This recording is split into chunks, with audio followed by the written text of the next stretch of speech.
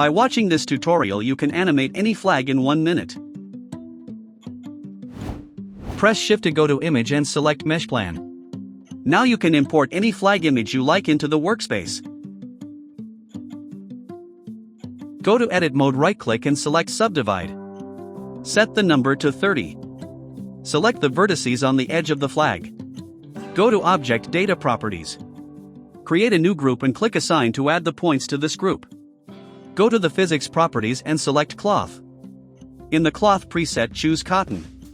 In the Shape section select the Group and the Pin Group option. In the Collision section enable Self Collision. Press spacebar to run the animation. Add the Subdivision Surface modifier to make the flag smoother. Press Shift A and in Force Field menu add a wind. Rotate it and place it next to the flag. By increasing the strength value the wind will move the flag. To keep the flag from falling down set the strength to 20,000. Now the flag is flying in the air and enjoy it. Looking for easy and awesome Blender tutorials?